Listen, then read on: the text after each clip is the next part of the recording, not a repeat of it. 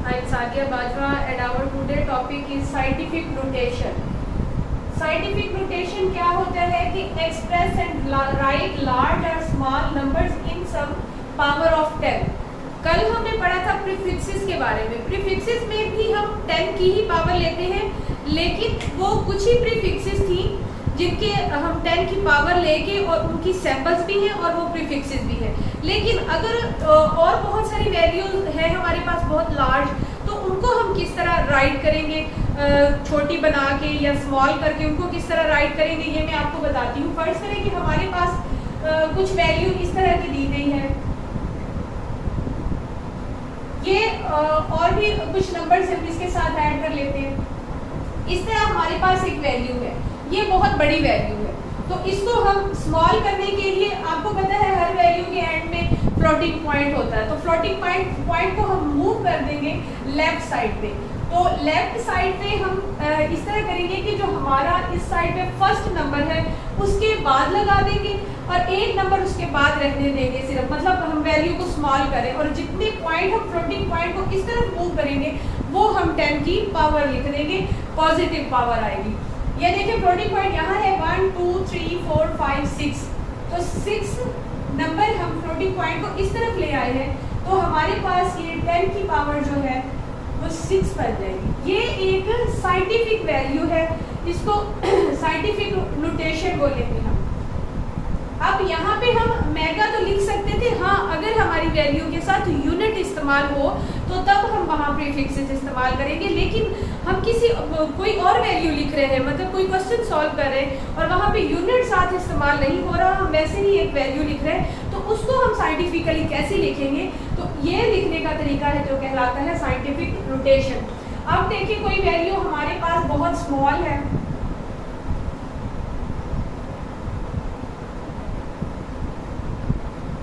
इस तरह की कोई वैल्यू है हमारे पास, ये वैल्यू स्मॉल है, तो इसको भी हम शॉर्ट करके लिख सकते हैं।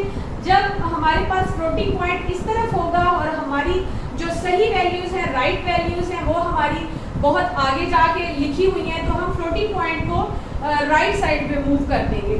तो जितने पॉइंट हम इसको मूव करेंगे उतनी ही हम 10 की पावर लिखेंगे, लेकिन वो पावर माइनस में आएगी।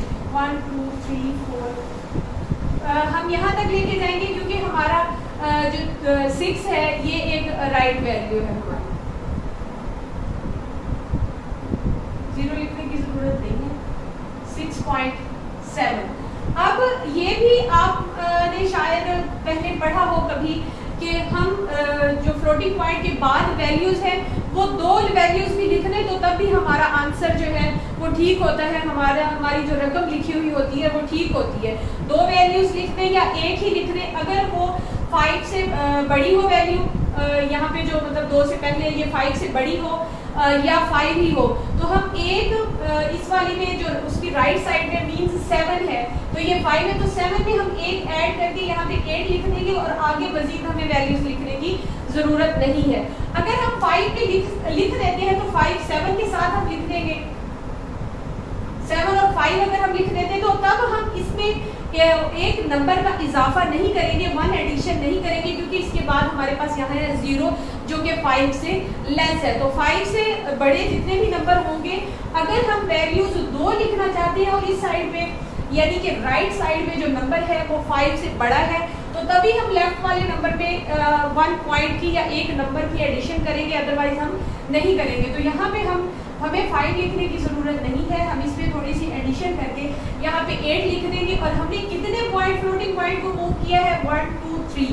तो हम यहाँ पे 10 की पावर 3 लिख देंगे, तो ये भी हमारी एक साइंटिफिक वैल्यू है। अच्छा, ये तो हमारा टॉपिक था 1.5। अब हमारा अगला टॉपिक है 1.6, मेजरिंग इंस्ट्रूमेंट्स।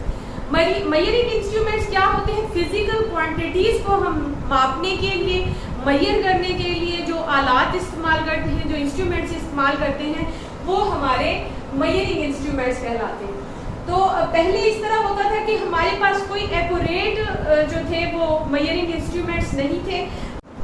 जैसे कि पहले वजन नापने के लिए या वेट को मेजर करने के लिए तराजू इस्तेमाल किया जाता था, तो उसमें कोई एक्यूरेट वैल्यू हमें हासिल नहीं होती थी, बल्कि कोई माइनर सी मिस्टेक उसमें रह जाती थी, मतलब माइनर से जो मेजरिंग थी वो गलत हो जाती थी। लेकिन अब देखिए हमारे पास बैलेंस स्केल की डिजिटल मशीनें आ गई हैं, जिससे हम बिल्कुल एक्यूरेट वेट किसी भी चीज़ का, किसी लाइट से लाइट चीज़ का वेट कर सकते हैं। और इसी तरह हम लेंथ मापने के लिए पहले छोटे आलात थे, उन छोटे आलात को इस्तेमाल करके बहुत बड़ी लेंथ को मापा जाता था, लेकिन अब हमारे पास लेंथ के लिए भी बड़े यानी कि डिजिटल आलात आ गए हैं। लेंथ के लिए मीटर रॉड, बहुत बड़े बड़े मीटर रॉड्स आ गए हैं।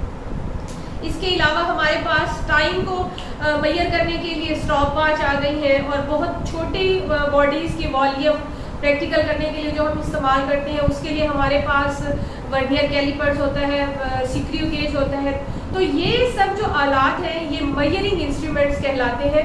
तो इसकी तारीफ कुछ इस तरह बनेगी कि measuring instruments used to measure the various physical quantities. इसके एग्जांपल कुछ है लेंथ, मास, टाइम, यानी कि इन चीज़ों को हम मापते हैं। वॉल्यूम को भी हम मेजर करते हैं। अब हम आगे इंस्ट्रूमेंट्स के बारे में पढ़ेंगे कि मेजरिंग इंस्ट्रूमेंट्स कौन कौन से हैं हमारे पास।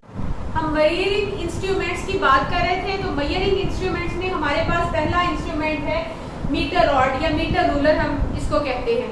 तो इसको किस लिए इस्तेमाल किया जाता है? ये लेंथ को मेजर करने के लिए इस्तेमाल होता है। लेबॉर्ट्रीज में इसको इस्तेमाल करते हैं मोस्टली, या किसी ऑब्जेक्ट की लेंथ मापने के लिए भी हम इसी का इस्तेमाल करते हैं। या फर्ज करें कि हम कोई एक्सपेरिमेंट कर रहे हैं लेबॉर्ट्री में, तो हमारे पास कोई 2 पॉइंट्स हैं और उनके बिटवीन डिस्टेंस मालूम करना है, तो वो भी हम मीटर रॉड से मालूम कर सकते हैं।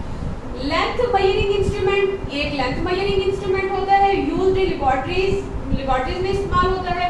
Major length of an object, major distance between 2 points. तो एक जो हमारे पास मीटर रॉड होता है, 1 मीटर, उसमें 10 हमारे पास सेंटीमीटर्स होते हैं, और हर 1 सेंटीमीटर जो होता है वो 10 मिलीमीटर्स के बराबर होता है, यानी कि उसमें 10 मिलीमीटर्स होते हैं। ये हमारे पास एक मीटर रॉड है, ये मैं आपको मीटर रॉड दिखाती हूँ। मीटर रॉड की जो सबसे ऊपर वाली लाइन है, आपको नजर आ रहा होगा, इसमें ऊपर वाली जो लाइन है वो इंचेस की है। उसके बाद जो नीचे ये नंबर्स मेंशन किए गए हैं ये सेंटीमीटर वाली लाइन है, और हर मीटर रॉड जो होता है 100 सेंटीमीटर के बराबर होता है, मीन्स उसमें 100 सेंटीमीटर्स के निशान होते हैं। और हर एक जो सेंटीमीटर है उसमें 10 मिलीमीटर, नीचे ये बहुत स्मॉल सी लाइन दिखाई गई है, बिल्कुल छोटी छोटी सी। ये जो लाइन्स है ये मिलीमीटर की हैं, और हर जो 1 सेंटीमीटर होता है वो 10 मिलीमीटर्स के बराबर होता है। और ये था हमारा मेजरिंग इंस्ट्रूमेंट में सबसे पहला इंस्ट्रूमेंट मीटर रूलर या मीटर रॉड।